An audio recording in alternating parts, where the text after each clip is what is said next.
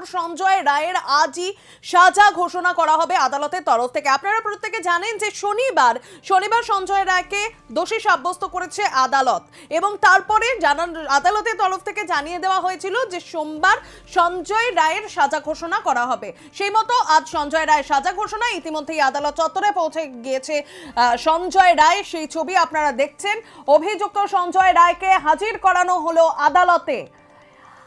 দুপুর 12:30টায় শুনানি শুরু হওয়ার কথা রয়েছে, তবে শুনানির শুরুতেই শোনা হবে সঞ্জয় রায়ের বক্তব্য। অভিযুক্ত সঞ্জয় রায়ের বক্তব্য শোনা হবে দুপুর 12:30টায় শুনানি শুরুর আগেই এবং শুনানির শুরুতেই শুনানির দ্বিতীয়ার্ধে শিয়ালদা আদালতে সাজা ঘোষণার আগের দিন অন্যদিকে নির্যাতিতার বাবা তরফ থেকে জানানো হয় যে সঞ্জয় ছাড়াও অনেকে এই ঘটনার সঙ্গে জড়িত।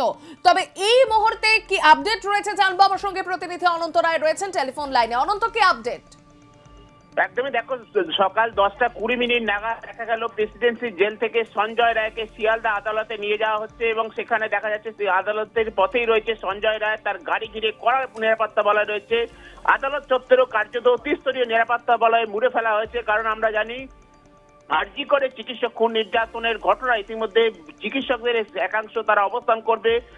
আদালত চত্বরে বহু মানুষের জমায়েত হবে এবং সাধারণ মানুষের উৎসুক, সারা দেশের মানুষ তাকিয়ে আছে আরজিকর কাণ্ডে যেভাবে একজন তরুণী চিকিৎসককে খুন করা হয়েছিল সেই ঘটনায় কি সাজা মেলে, সঞ্জয় রায়ের ফাঁসি হয় নাকি যাবজ্জীবন, এই ঘটনা জানার জন্য সারা দেশ তাকিয়ে। ফলে অত্যন্ত একটা সেন্সিটিভ এবং সব থেকে সেন্সেশনাল যে খবর সেটা হচ্ছে যে সঞ্জয় রায়ের আজকে সাজা মিলবে এবং এর দিকেই তাকিয়ে আছে সারা দেশ।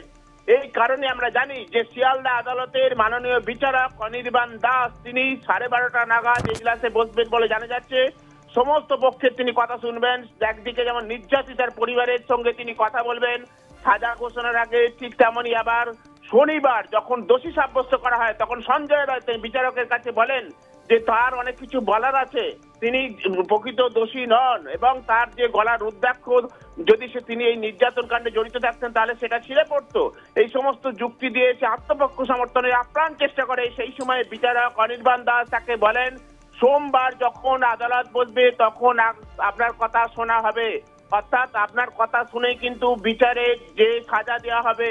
ফলে সব মিলিয়ে বলা যায় আজকে সঞ্জয় রায় আদালতে কি বলেন, নির্যাতিতার পরিবারের তরফ থেকে বিচারকের কাছে কি বক্তব্য তুলে ধরা হয়, সেই সমস্ত বিষয়টাই কার্যত সারা দেশের মানুষের নজরে রয়েছে। ইতিমধ্যে দেখা যাচ্ছে সঞ্জয় রায়কে কর্ডন অফ করে চারিদিক ঘিরে ফেলা হয়েছে। তার গাড়িতে প্রেসিডেন্সি জেল থেকে তাকে বের করে নিয়ে যাওয়া হচ্ছে শিয়ালদা আদালতে এবং সেই নিম্ন আদালতেই আজকে কার্যত রায় দেওয়া হবে। যার জন্য বলা যায় যে একদিকে যেমন নির্যাতিতার পরিবার এই ঘটনায় তাকিয়ে আছে যে এক এবং একমাত্র অপরাধী বলে যাকে সিবিআই তাকে দোষী বলে চার্জশিটে উল্লেখ করেছিল এবং আমরা জানি কলকাতা পুলিশ সেই 9 আগস্ট যখন ভোরে তার দেহ মেলে, তারপর সেই দেহ মেলার পরই কলকাতা পুলিশ 24 ঘন্টার মধ্যেই সঞ্জয় রায়কে গ্রেপ্তার করেছিল। যে সিভিক ভলেন্টিয়ার ওই সঞ্জয় রায় ওই সেমিনার রুমের 3 তলায় তার যাতায়াত ছিল, সিসিটিভি ফুটেজ থেকে শুরু করে সমস্ত তথ্য প্রমাণ এবং একই সঙ্গে যে ক্রাইম অফ সিন অর্থাৎ যেখানে অপরাধ সংঘটিত হয়েছিল সেখানে গিয়েও তারা সিবিআই তথ্য তল্লাশ করে কলকাতা পুলিশ সমস্ত তথ্য প্রমাণ এই কেন্দ্রীয় তদন্ত সংস্থার হাতে দিয়ে দিয়েছিল। ফলে কলকাতা পুলিশের দেওয়া তথ্য এবং সেই এলাকার যে ঘটনাস্থল ঘটেছে সেখানকার আনুষঙ্গিক তথ্য সংগ্রহ করার পর সিবিআই কার্যত এই সিদ্ধান্তে পৌঁছায় যে সঞ্জয় রায় এই অপরাধ কর্মের বা দুষ্কর্মের নাটের গুরু, সেই এই নৃশংস নির্যাতন করেছে, তারপর খুন করেছে এবং এই সামগ্রিক তদন্তের বিষয়টায় উঠে আসে যে সঞ্জয় রায় সিভিক ভলেন্টিয়ার সে এই তোমার আরজিকর মেডিকেল কলেজ হাসপাতালের তরুণী চিকিৎসককে সেই খুন করেছে, অর্থাৎ সেই একমাত্র ঘাতক। তাই সেই সঞ্জয় রায়কে কি ধরনের শাস্তি দেয় বিচারক, কারণ বিচারক চাইছেন সমস্ত পক্ষের বক্তব্য শুনে এই রকম একটি অত্যন্ত সংবেদনশীল এবং বলা যায় সব থেকে চাঞ্চল্যকর একটা ঘটনা, যে ঘটনা কার্যত সারা দেশকে নাড়িয়ে দিয়েছিল, বিবেকবান মানুষকে একজন তরুণী চিকিৎসককে খুন করা এবং তাকে যে নৃশংস অত্যাচার সেটা সাধারণ মানুষ থেকে শুরু করে চিকিৎসক সমাজ সবাই কার্যত প্রতিবাদে পথে নেমেছিল। 162 দিন পর সেই এই সব থেকে বড় ঘটনা যেটা ভারতবর্ষের ইতিহাসে বলা যায় যে একদম আমরা জানি দিল্লিতে অরুণা সেহবাগ নামে এক চিকিৎসকের তার কিন্তু এভাবে মৃত্যু হয়েছিল। তিনি কিন্তু দীর্ঘদিন পর যাকে স্বেচ্ছা মৃত্যুবরণ করতে হয়েছিল, আর এই তরুণী চিকিৎসককে তাকে কর্মরত অবস্থায় হাসপাতালের মধ্যেই তাকে কার্যত তাকে অকাল মৃত্যু হয়েছে। ফলে এই অকাল মৃত্যুর ঘটনায় সারা দেশের মানুষ জানতে চায় আজকে মাননীয় বিচারক অনির্বাণ দাস কি রায় দেন, এবং সেই রায়ের উপর জানা যাবে যে তার ফাঁসি হবে নাকি তার যাবজ্জীবন হবে। ইতিমধ্যে যেটা জানা যাচ্ছে শিয়ালদা আদালত চত্বরে সঞ্জয় রায় যেহেতু আসবে, সেই কারণে আদালত চত্বরে কড়া নিরাপত্তা বলয় মুড়ে ফেলা হয়েছে। কোন রকম যাতে কোনো সাধারণ মানুষ সেখানে আদালত চত্বরে ভিড় করতে না পারে, সেই জন্য পুলিশ সুশৃঙ্খল ভাবে সমস্ত আদালত চত্বরটাকে নিরাপত্তা ব্যবস্থা বজায় রাখার তারা চেষ্টা করছে। বাড়ানো হয়েছে নজরদারি, 3 স্তরের নিরাপত্তা বলয় রয়েছে। কারণ 12:30টার সময় সাজা ঘোষণা করবেন বিচারক অনির্বাণ দাস। সেই মতো যেটা জানা যাচ্ছে নির্যাতিতার পরিবারের সদস্যরাও, নির্যাতিতার মা বাবা তারাও পৌঁছে যাবে তার আগেই, এবং তাদের কথা শুনবেন মাননীয় বিচারক অনির্বাণ দাস। তারপর সঞ্জয় রায়ের কথাও শোনাবে, কারণ যেহেতু আত্মপক্ষ সমর্থনে সে গত শনিবার যখন তাকে দোষী সাব্যস্ত করা হয় তখন সে বিচারকের কাছে জানান যে আমার কিছু বলার আছে, শুধুমাত্র আমি একমাত্র অপরাধী নয়, আরো কেউ রয়েছে। ফলে কি বলতে চায় সঞ্জয় রায়, সেক্ষেত্রে সমস্তটাই কিন্তু রহস্য তৈরি হচ্ছে, এবং এই ফাঁসি না যাবজ্জীবন এই যে জানার জন্য সারা দেশের মানুষ অপেক্ষায় রয়েছে। কারণ এই নৃশংসতম নির্যাতনের ঘটনায় সঞ্জয় পরিবারে তার দিদিও বলে যে নির্যাতিতার পরিবারের কাছে ক্ষমা চেয়ে নিচ্ছেন, তার মাও জানিয়েছেন যে তার পরিবারে মেয়ে রয়েছে। এই ঘটনা তারা মেনে নিতে পারছেন না, এবং গতকাল যেটা জানা যাচ্ছে প্রেসিডেন্সি যে সেলে সঞ্জয় রায়কে রাখা হয়েছিল, সঞ্জয় রায় গতকাল সেখানে জেল সূত্রের খবর সেখানে সে খাওয়া দাওয়া করেছে, স্বাভাবিক আচরণই করেছে, যদিও তার আগের রাতে সে কিছুটা অস্বাভাবিক আচরণ করছিল, কথা বলছিল না এবং নির্বাক হওয়ার চেষ্টা করেছিল। কিন্তু গত রাতে কিন্তু সঞ্জয় রায় তার সেখানে খাওয়া দাওয়া করেছে, এবং যেটা জানা যাচ্ছে সে সেখানে যারা জেলে যারা অন্যান্য যারা বন্দী আছে তাদের সঙ্গে কথাও বলে।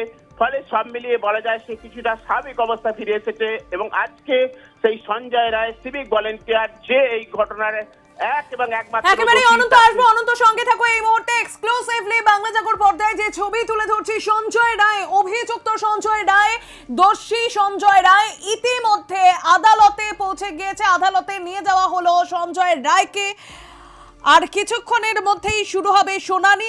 দুপুর 12:30টায় শুনানি শুরু হওয়ার কথা রয়েছে। শুনানির শুরুতেই আদালতের তরফ থেকে শোনা হবে সঞ্জয় রায়ের বক্তব্য। 500 পুলিশ সেখানে মোতায়েন রয়েছে। 500 পুলিশ মোতায়েন থাকার মধ্যেই একদম কড়া নিরাপত্তায় ঘেরা রয়েছে আদালত চত্বর। এবার সঞ্জয় রায়কে দোষী সাব্যস্ত করা হয়েছিল শনিবার, আর শনিবারের পর আজ সাজা ঘোষণা হওয়ার কথা। ইতিমধ্যেই সঞ্জয় রায় পৌঁছে গিয়েছে আদালতে, আদালত চত্বরে তাকে নিয়ে যাওয়া হয়েছে। কড়া পুলিশি নিরাপত্তা রয়েছে। আমি কথা বলবো, আমার সঙ্গে অনন্ত রায় প্রতিনিধি রয়েছেন টেলিফোন লাইনে। অনন্ত, সঞ্জয় রায় ইতিমধ্যে আদালত চত্বরে পৌঁছে গিয়েছে, তাকে আদালত চত্বরে নিয়ে যাওয়া হয়েছে, আর কিছুক্ষণের মধ্যে শুনানি। তবে এই শুনানির আগেই অনন্ত আমরা শুনেছিলাম যে তার বাবার তরফ থেকে বিস্ফোরক একটি দাবি করা হয়েছে যে সঞ্জয় একা নয়, সঞ্জয়ের সঙ্গে আরো কেউ জড়িত রয়েছে সেই ঘটনায়। তো আজও কি সেই বিষয়গুলো আদালত চত্বরে শুনানিতে উঠে আসতে পারে বলে মনে করা হচ্ছে? কি জানা যাচ্ছে অনন্ত? একদমই দেখো, সঞ্জয় রায় সে আত্মপক্ষ সমর্থনের জন্য বারবার বিচারককে বলে যে সে একা জড়িত নয়, আরো কেউ রয়েছে, অর্থাৎ সে অপরাধ কর্ম করেনি। সেটা স্বভাবতই কোনো অপরাধে সে নিজে স্বীকার করতে চায় না, এবং এক্ষেত্রে সঞ্জয় রায় সে আত্মপক্ষ সমর্থনের চেষ্টা করে, বলে যে তার গলায় রুদ্রাক্ষ আছে, সেই ধরনের দুষ্কর্মে কোনোভাবেই করেনি, যদি করতো তাহলে রুদ্রাক্ষ ছিঁড়ে যেত। যদিও বিগত এতদিনের শুনানিতে সেই প্রসঙ্গ তুলে ধরেনি, শুধুমাত্র যেদিন তাকে দোষী সাব্যস্ত করা হয় সেদিন এই প্রসঙ্গ তোলে। ফলে স্বভাবতই যারা নির্যাতিতার আইনজীবী তারা এই বিষয়টা তুলে ধরেন যে এতদিন সঞ্জয় কেন উল্লেখ করেনি। এবার আরো যেটি বিষয় সেটা হচ্ছে নির্যাতিতার পরিবার, তারাও কিন্তু কার্যত সেদিন জানায় তার বাবা যে বিচারক যে এই যে দীর্ঘদিন ধরে তোমার বিভিন্ন তথ্য প্রমাণ খতিয়ে দেখে তার মেয়ের যে দোষী তাকে শাস্তি দিচ্ছে তাতে তারা সন্তুষ্ট, কিন্তু আরো যারা জড়িত আছে তাদেরও যাতে শাস্তি হয় সেই জন্য তারা কার্যত তিনি অ্যাপিল করেন, অর্থাৎ বিচারকের কাছে। বিষয়টা আমরা জানি যে সিবিআই যে চার্জশিট দিয়েছে তাতে একমাত্র অপরাধী হিসেবে সঞ্জয় রায়কেই তাকে দোষী উল্লেখ করেছে। ফলে সমস্ত তথ্য প্রমাণ খতিয়ে দেখে সঞ্জয় রায় কার্যত বলা যায় যে এখন কাঠগড়ায় দাঁড়িয়েছে এবং সেই কারণে সঞ্জয় রায়কে যেহেতু বিচারের যে চূড়ান্ত যে তোমার সাজা ঘোষণা, সেই সাজা ঘোষণার আগে সঞ্জয় রায়ের বক্তব্য এবং একই সঙ্গে তোমার নির্যাতিতা পরিবারের বক্তব্য বিচারক শুনবেন।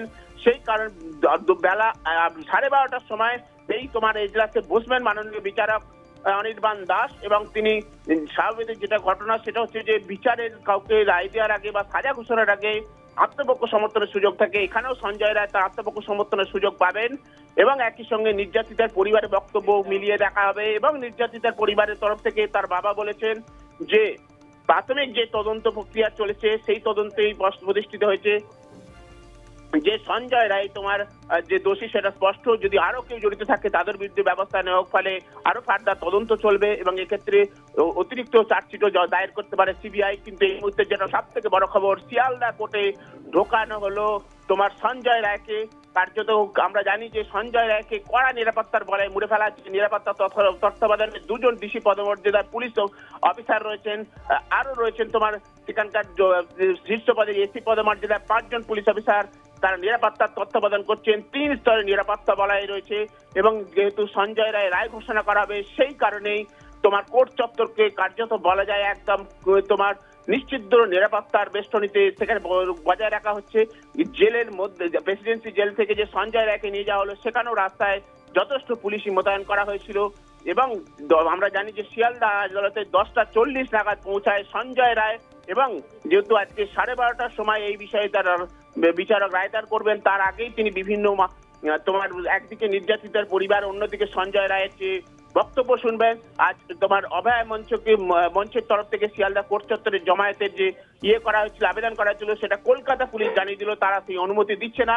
ইমেল করে অভয় মঞ্চকে অনুমতি না দেওয়ার কথা জানিয়ে দিয়েছে কলকাতা পুলিশ এবং ফলে বলা যায় যে আজকে যে সব থেকে একটা চাঞ্চল্যকর যে ঘটনা সেটা হচ্ছে যে আরজিকর মেডিকেল কলেজ হাসপাতালের তরুণী চিকিৎসক খুন এবং নির্যাতনের যে ঘটনা ঘটেছিল সেই ঘটনার রায়, এই রায় ইতিহাসে একটা আলাদা বলা যায় কালো দাগ হয়ে থাকবে এবং সেই ঘটনার জন্য কার্যত মাননীয় বিচারক অনির্বাণ দাস কি রায় দেবেন, ফাঁসি না যাবজ্জীবন, সেটাই জানার জন্য অধীর অপেক্ষায় রয়েছে সারা দেশ বাংলার চিকিৎসক সমাজ থেকে শুরু করে এই রাজ্যের মানুষ। যে আমরা জানি আমরা অতীতে আমরা দেখেছিলাম যে বাম আমলে একটি ঘটনা ঘটেছিল, সেখানে হেতাল পারেক নামে এক তোমার নাবালিকাকে সেখানে নির্যাতনের অভিযোগ করেছিল। সেই সময় ধনঞ্জয় চট্টোপাধ্যায় নামে একজনকে অভিযুক্তকে তাকে ফাঁসি দেওয়া হয়েছিল।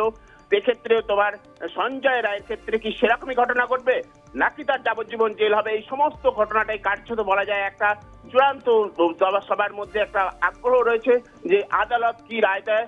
সেই কারণে ইতিমধ্যে পুলিশের তরফ থেকে এই রায়দানের আগে সেখানে নিশ্চিত নিরাপত্তা বাড়ায় যেমন তৈরি করা হচ্ছে, তেমনি ইতিমধ্যে সেখানে যাতে মানুষের জমায়েত না হয়, যে অভয় মঞ্চ আজকে কোর্ট চত্বরে জমায়েতের আবেদন করেছিল কলকাতা পুলিশ সেটাকে নাকচ করে দেওয়া কার্যত বোঝাই যাচ্ছে যে অত্যন্ত সেন্সিটিভ এবং সেন্সেশনাল একটা কেস এবং সেই কেসেই এই সংবেদনশীল এবং যথেষ্ট একটা চাঞ্চল্যকর ঘটনা, সেই ঘটনার রায়দান যেহেতু হবে সেই কারণে আদালত চত্বরকেও কার্যত সেখানে জমায়েত করতে দিচ্ছে না পুলিশ। সেখানে গ্রিন করিডোর করে আজকে শিয়ালদা কোর্টে সঞ্জয় রায়কে নিয়ে যাওয়া হয় যাতে কোনোভাবেই তার যাতায়াত পথে কোনো যানবাহন না ঢুকে পড়ে এবং সেই কারণে পুলিশের তরফ থেকে এই যে 15 মিনিটের মধ্যে যে প্রেসিডেন্সি জেল থেকে শিয়ালদা আদালতে নিয়ে যাওয়া হয়, সেই 15 মিনিট কলকাতা পুলিশের তরফ থেকে পুরো এলাকাটা করোনা পথে ঘিরে রাখা হয়েছিল যাতে কেউ সেখানে না ঢুকতে পারে। ইতিমধ্যে আদালত চত্বরে জানা যাচ্ছে সেখানে ত্রিস্তরীয় নিরাপত্তা বলয়ের মাধ্যমে চলছে নজরদারি যাতে কোনো কেউ এই আদালত চত্বরে একেবারে অনন্ত, অনেক ধন্যবাদ তোমাকে। আপাতত কথা বলছিলাম প্রতিনিধি অনন্ত রায়ের সঙ্গে, এবার সরাসরি একবার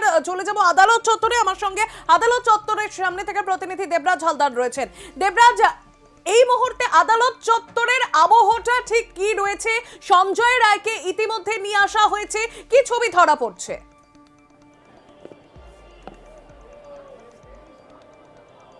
দেখো, ইতিমধ্যে আদালত চত্বরে কিছুক্ষণ আগে সঞ্জয় রায়কে নিয়ে আসা হয়েছে। আজই 12টার সময় আনুষ্ঠানিকভাবে তার যে বক্তব্য শোনার বিষয়টা যেমন থাকবে এবং চূড়ান্তভাবে সমস্ত আইনজীবীদের বক্তব্য যেমন শোনা হবে এবং এর পাশাপাশি সঞ্জয় রায়েরও বক্তব্য শোনা হবে। গতকাল সঞ্জয় রায় নিজের বক্তব্য বলার জন্য আদালত কক্ষে চিৎকার করছিলেন এবং তার একাধিক দাবি ছিল যে তার গলায় রুদ্রাক্ষ ছিল, তার যদি গলায় রুদ্রাক্ষ থাকে তার হেডফোন যেমন ছেঁড়া পাওয়া গিয়েছে, তার রুদ্রাক্ষ ছেঁড়ার অংশ এদিক ওদিক ছড়িয়ে ছিটে থাকতে পারতো।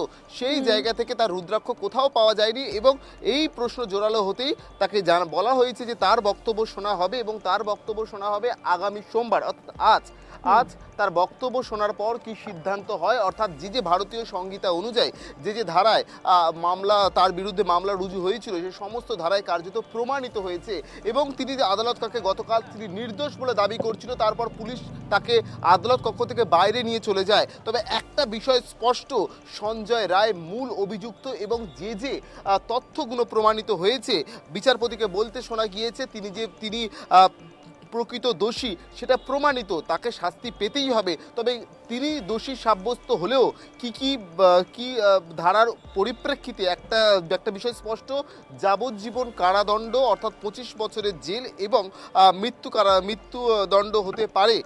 এই দুটোর মধ্যে কি হয় সেটা আজকে আইনজীবীদের পক্ষ থেকে যখন সওয়াল জবাব চলবে এবং সঞ্জয় রায় যখন বক্তব্য রাখবে এই দুটো বিষয় স্পষ্ট হবে, অর্থাৎ সঞ্জয় রায়ের যুক্তির পরিপ্রেক্ষিতে এবং আদালত কক্ষে আইনজীবীদের যুক্তির পরিপ্রেক্ষিতে কি উঠে আসে সেটা কিন্তু অন্যতম বিষয় হতে চলেছে। তবে এরই পাশাপাশি তোমাকে আদালত কক্ষের এই মুহূর্তে ছবিটা তোমাকে দেখাই, যেহেতু আজকের আরজিকর মামলার দোষী সাব্যস্ত করার পর আজকেই এই মামলার চূড়ান্ত শাস্তি ঘোষণা হতে চলেছে। সেই জায়গা থেকে পুলিশ কমিশন অ্যাডিশনাল যারা পুলিশ আধিকারিক তারা রয়েছে যেমন, এবং ডিডি এসএসপি তিনিও রয়েছেন এবং ডিসি পদমর্যাদারও আধিকারিকরা রয়েছে।